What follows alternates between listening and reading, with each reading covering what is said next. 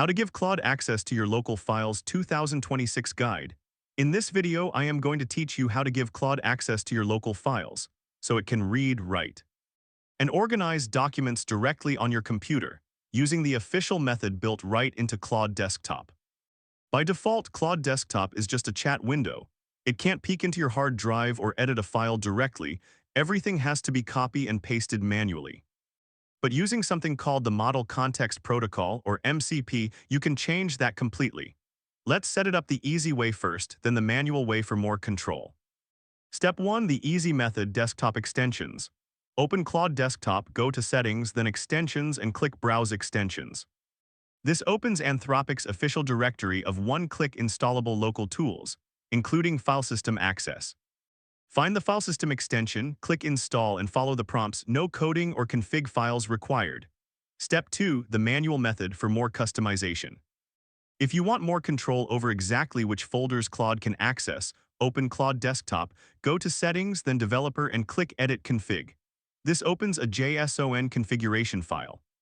Add an entry for the file system server, listing the exact folders you want to expose, for example your desktop or downloads folder, using their full file paths, not shortcuts. Step 3. Restart completely. This step trips up almost everyone. After saving your configuration, you must fully quit Claude Desktop, not just close the window then reopen it.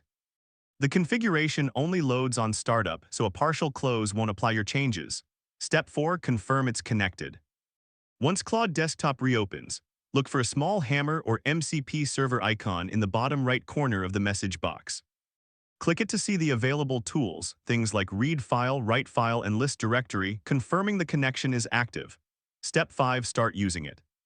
Just ask Claude naturally, things like, what files are in my Downloads folder, or write a summary and save it to my desktop. Claude will figure out which tool to use based on your request.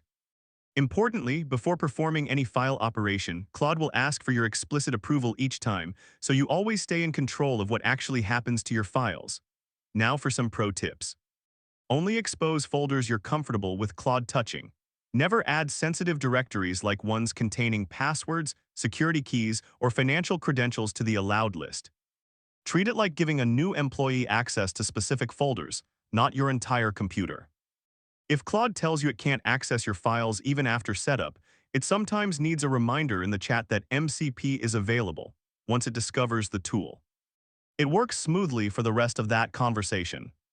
And if something isn't connecting, the most common fixes are checking that your JSON file has no syntax errors, confirming you used full absolute file paths rather than shortcuts, and making sure you did a full quit and restart, not just closing the window. That's everything you need to give Claude access to your local files. If this video helped you, smash that like button and subscribe for more Claude tutorials like this one. Let me know in the comments, what's the first task you're going to hand off to Claude on your own files?